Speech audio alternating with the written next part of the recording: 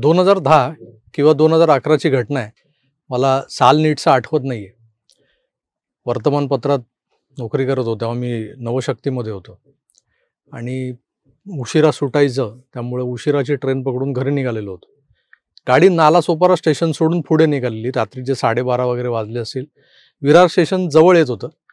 First क्लासचा डब्बा तसा रिकामाच होता. मी जिथं बसलो होतो त्याच कंपार्टमेंटमध्ये दुसऱ्या बाजूला 5 ते 6 जणांचं एक टोळकं बसलं होतं. शर्ट पॅन्ट त्याच्यावर अर्धवट उतरवले, ते लाल टाय, ते बहुधा कुठल्याशा मेडिकल कंपनीचे MR वाटत होते मला. बॅगाही तशाच होत्या त्यांच्याकडच्या, तशा MR लोकांकडे असतात. आपसातला त्यांचा संवाद, त्यांची भाषा आणि महत्त्वाचं म्हणजे नवरत्न तेलाचा एक हलकासा गंध, यावर मी ताडलं की हे भैय्ये आहेत. दुसऱ्या दिवशी त्यांना सुट्टी होती. त्याची चर्चा सुरू होती, कारण शासकीय शिवजयंती होती. हाच विषय त्यांच्या चर्चेचा विषय होता. त्यात एकानं दोनदा शिवजयंती साजरी होते यावर आपली गाडी आणली.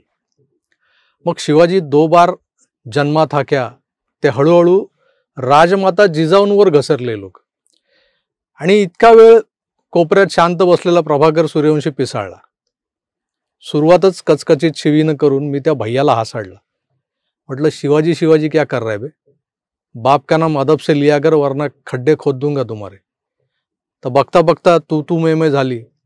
मग त्यातला एक जण उठला. विरार स्टेशन जवळ येत होतं. त्यानं माझी कॉलर पकडली. आता मी ती हातानंच धुडकावून लावली. आता त्याला माझा विरोध पाहून बाकीचे ते भैये माझ्या भोवती गोळा झाले. कोण धक्का देत आहे, कोण काय करते. त्या डब्यात मी एकटा नव्हतो, पण इतर 3-4 जे लोक होते ते बहुधा मराठी नसावे, त्यामुळे ते बघ्याच्या भूमिकेत होते. पण शेजारचा सेकंड क्लास जो होता त्या डब्यात, म्हणजे ते मध्ये फक्त बार्स होते आणि त्यांना स्पष्ट सगळं दिसत होतं, ऐकायला जात होतं. अगदी फूटभर अंतरावर होते ते लोक. आणि ते बऱ्यापैकी ती गर्दी होती ती विरारकरांची. मला घेरलेला पाहून शेजारच्या डब्यातून एक मराठी आवाज घुमला. कोण आहे रे, काय झालं? त्या आवाजानं माझ्या भोवती तो भैयांचा जो विळखा होता तो जरासा सैल झाला. तितक्यात विरारच्या प्लॅटफॉर्म नंबर 1ला गाडी लागली. तसे 2-3 लोक सेकंड क्लासच्या त्या डब्यातून पटापट उतरून आमच्या डब्यात घुसले. त्यांनी मग या भैयांचा ताबा घेतला. गाडी थांबली तेव्हा मी घडलेला प्रकार सगळ्यांना सांगितला. छत्रपती शिवरायांचा अपमान सोबत मासाहेबांचा अपमान, तोही अश्लाघ्य भाषेत. माझं तर डोकं फिरलंच होतं. पण संख्येनं जास्त असलेल्या परप्रांतीय भैयांकडून शिवजयंतीच्या पूर्वसंध्येला माझीच हनुमान जयंती साजरी होणार असं एक क्षण वाटत असताना मग स्थानिक विरारकर मराठ्यांनी त्या भडव्यांना चोपायला सुरुवात केली.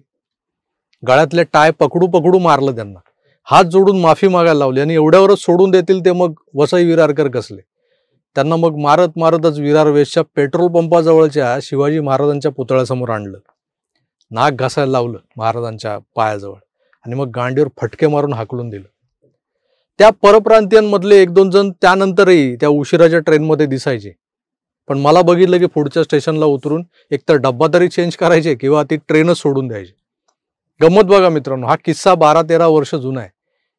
मी तेव्हा 35शीत होतो आणि हा किस्सा मी माझ्या ब्लॉगवर लिहिलेला आहे. तेव्हा म्हणजे 10-12 साली, 2010 साली 12 साली मी ब्लॉग लिहायचो खबरदार या नावानं.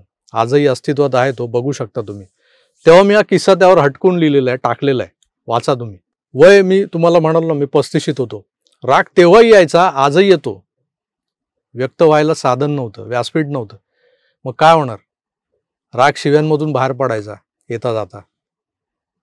येता जाता धक्के लागायचे कोणा ना कोणाचे. कधीतरी हातही चालायचे.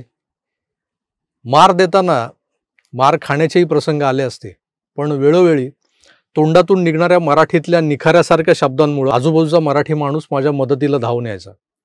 मुंबईत, महाराष्ट्रात कोणाच्या बापाची हिंमत आहे माझ्या अंगाला हात लावायची? ही गुरमी होती, ताठा होता.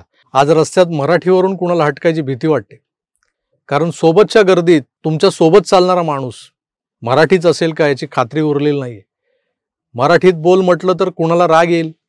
मग तो राग त्यानं माझ्यावर काढला तर काय, अशी भीती वाटावी असा माहोल सध्या महाराष्ट्रात पसरलेला आहे.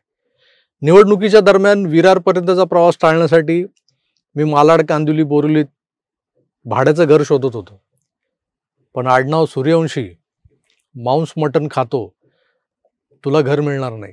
असं स्पष्ट तोंडावर सांगणारे लोक मला भेटले या भागात. यांचं मी काय वाकडं करू शकलो? काही नाही. इथलाच ना मी.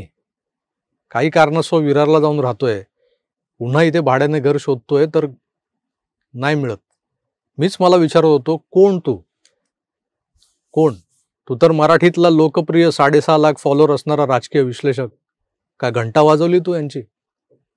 काय केलं? ही चरफड, ही अस्वस्थता सोबत घेऊन आज 50शी गाठल्यानंतर एक माणूस काय विचार करत असेल? कसं जगायचं इथं? गप्प मूग गिळून नाकासमोर बघत चालायचं? अरेला कार्य करायचं नाही? मग विचार येतो मनात, साला मी काय पाकिस्तानात राहतोय की काय? महाराष्ट्रातच राहतोय ना, मुंबईच आहे नाही. दर दुसऱ्या मराठी माणसाच्या मनात निर्माण झालेला प्रश्न आहे हा. फक्त माझ्या मनातला प्रश्न नाही. आज अधिक गडद झालाय तो. त्याला कारण आहे परवा मुंबऱ्यात घडलेली एक घटना. तशा अनेक घटना घडत असतात. कल्याण असो की ठाणे, विरार, नालासोपारा आणि आता जितुद्दीन औलियाच्या मुंबऱ्यातली घटना. मराठी माणसानं तोंडातून ब्र काढण्याची सोय उरलेली नाहीये, हेच यावरून सिद्ध होत आहे. बघा. त्यांना बोला मराठीमध्ये पण, मी समोरची मराठी बोलतो ना, तो पण त्याला पण बोला मराठी.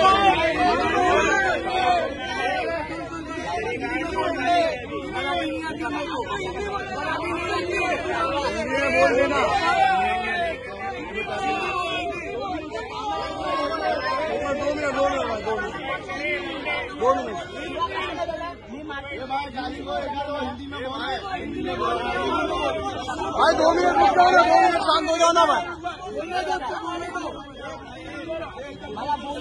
हाँ बोलो बोलो, इधर बोलो, इधर इधर इधर बोलो. मुझसे कुछ गलती हो गई तो मुझे माफ करो बस. क्या गलती हुई थी? गलती क्या हुई थी? गलती हो गई, मुझे माफ कर दो. लोगों को मराठी बोलने पे मजबूर किया, मराठी नहीं आती तो मैंने बोला बंद करूंगा. मैंने ये सब बोला. गलती क्या हुई वो बता भाई. उससे बात कर लो. ओ नासिर भाई, क्या गलती किया था इसने? नहीं बोलता, ठीक है. तू ही बोलते. इसमें कोई बोलेगा नहीं. कोई नहीं बोलेगा. बच्चन चिल्लाएगा तो कुछ. अरे बोल ना भाई, तू रिकॉर्ड हो रहा है, बोल. उसको मैं मराठी में पूछा ये कितने का, उसने बोला इतने इतने का. मैं बोला 10 रुपये ज्यादा हो रहा है. 50, मी मराठीमध्ये बोललो 50 रुपये घे. त्यांचे 2 मित्र होते जेवायला बसलेले, त्यांना पण बोललो 50 रुपये घे. तो बोलतो मला मराठी येत नाही. मराठी येत नाही तर कशाला? एवढं किती वर्ष झालं तुला महाराष्ट्रामध्ये? तो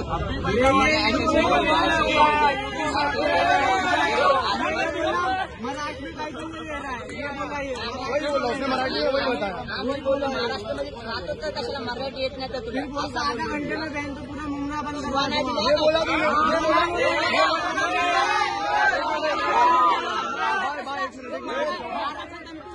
कोई मारेगा नहीं, हम लोग हैं. तूने ये वर्ड बोला, तूने ये बोला, तूने ये बोला मुमरा पूरा बंद करा दूंगा, ये वर्ड बोला. मैं क्या पूछ रहा हूँ? तूने क्या बोला? क्या बोला? गलती हो गई मुझे. क्या बोला मुमरा? गाली दे दिया कि 10 मिनट घेर रहे मुझे. हो गया ना. हाँ आ रही. तूने ये वर्ड बोला क्या? पाहिलं मित्रांनो, 10 वर्ष झाली महाराष्ट्रात राहतोय आणि त्याला मराठीत बोलता येत नाही म्हणून त्याला मराठीत बोल असं सांगणाऱ्या या मराठी तरुणाला मुंबऱ्यातल्या कांड्यांनी घेरला, चामटवला, घाबरवला आणि जाहीर माफी मागायला लावला. वर त्याची पोलीस तक्रारही केली म्हणे. जा, नाही बोलत मराठीत, नहीं बोलताय, नहीं आता है मराठी, क्या उखाडेगा, क्या उखाडेगा.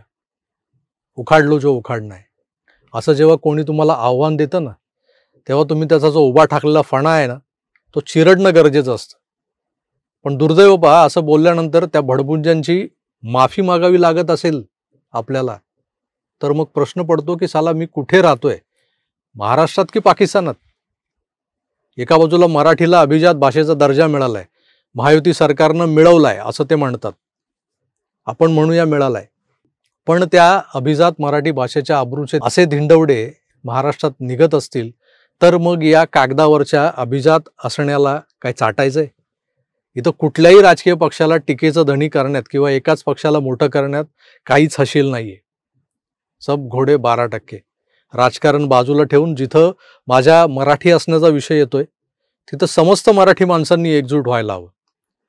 मुंब्रा में मराठी नहीं बोलेंगे, मुंब्रा में पुलिस को हम मारपीट करेंगे, मुंब्रा में नारा ये तकबीर चलेगा, जय श्री राम नहीं चलेगा, बोलने का नाही, मीरा रोड में जय श्री राम बोलने का नाही. मग यांना विचारावंच लागेल, ते मीरा रोड तो मुंब्रा काय पाकिस्तानात आहे? ज्या महाराष्ट्रात तुम्ही राहताय, इथलं खाताय, त्या महाराष्ट्रातली मराठी माती, मराठी जनता, करदाता, मराठी माणूस तुम्हाला अंशतः का होईना पोचतोय रे. त्या मराठीचं या कांड्यांना इतकं वावडं का? नुसते कांडेच नाही तर या व्यापक हिंदुत्वाच्या नादाला लागून आपण ज्यांना आपल्या बोकांडी बसवून घेतलंय ना, त्या उत्तरेतल्या लाखो परप्रांतीयांनाही मराठीचं वावडं आहे. या हिंदूंमधल्या कांड्यांना देखील तांदळातल्या खड्यासारखं वेचून काढलं पाहिजे.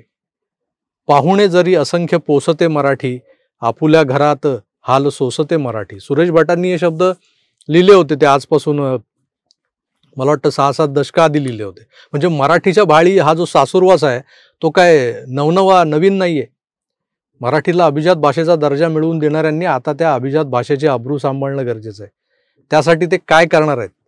मुंब्र्यात ज्या मराठी पोराला तिथल्या लसणीच्या कांड्यांनी घेरला होता, त्याला धमकावला होता, तो आता दहशतीखाली वावरतोय. त्याची बहीण मुंब्र्यातल्या एका हॉस्पिटलमध्ये रुग्णशय्येवर पडलेली आहे. तिथल्याच एका कांड्याच्या तक्रारीनुसार या पोराला आणि त्याच्या आईला पोलिसांनी 4 तास पोलीस ठाण्यात बसवून ठेवलं होतं मुंब्र्याच्या. हा आहे दहशत का नंगा नाच, इसको कहते हैं दहशत का नंगा नाच. कसं जगायचं मराठी माणसांनी या महाराष्ट्रात? यापुढे पावला पावलाला तुम्हाला आम्हाला बोलताना जपून बोलावं लागेल. मराठीतला एकही शब्द चुकून बाहेर आला तरी फटके पडतील एखाद्या भैयाकडून किंवा एखाद्या कांड्याकडून. त्यामुळे येता जाता हिंदीत बोला, वर दिसेल त्याला सलाम अलैकुम भाईजान असं म्हणत चला सेफर साईड.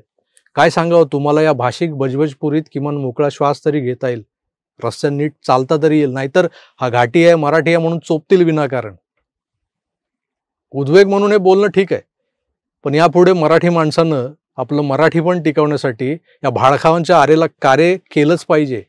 आला आडवा तर त्याला उताना पाडलाच पाहिजे. हा शिवरायांचा महाराष्ट्र आहे, मर्द मावळ्यांचा महाराष्ट्र आहे. आणि याच महाराष्ट्रातला मुंब्रा असो की नालासोपारा, कल्याण असो की बेहरामपाडा, तिथं मराठीचा दम हा घुमणारच. कोण घुमवणार? तर तो मराठी माणूसच घुमवणार, हे लक्षात घ्या. आजही संख्येनं जास्त आहोत आपण, फक्त विखुरलेले आहोत. ही खुली मुठ्ठी जी राखे सामान आहे ना, बंद मुठ्ठी लाखी खुल गई तो खाकी असं म्हणतात ना, ही जी आता खुललेली जी मूठ आहे ना, ती राखे सामान आहे. ती बंद झाली की त्याचा ठोसा बनतो. हे त्या मुंब्र्यातल्या लसणीच्यांनी विसरू नये. त्या मराठी तरुणाच्या मागे आज मनसे उभी आहे, पण मराठीचा ठेका हा काय फक्त मनसे आणि राज ठाकरेंनी घेतलाय का? तुम्ही आम्ही फक्त कागदावरचे मराठी वाघ आहोत का? याचाही विचार स्वतःला मराठी म्हणवणाऱ्यांनी करायला हवा. आधी शिस्तबद्ध एकजूट महत्वाची, जशी आर्मीत असते. इथंही एका आर्मीची गरज आहे. त्यासाठी तुमच्यातला सैनिक सोल्जर जागा व्हायला हवा. अशा घटना या खरं तर साथ घालत असतात, काळाची हाक असते ती. योग्य वेळी ती ऐकणं हे फार महत्वाचं आहे. उगाच म्हणत नाहीत सावध ऐका पुढल्या हाका. नेस्तनाबूत होण्याआधी आपलं अभिजात असणं सिद्ध करायला हवं.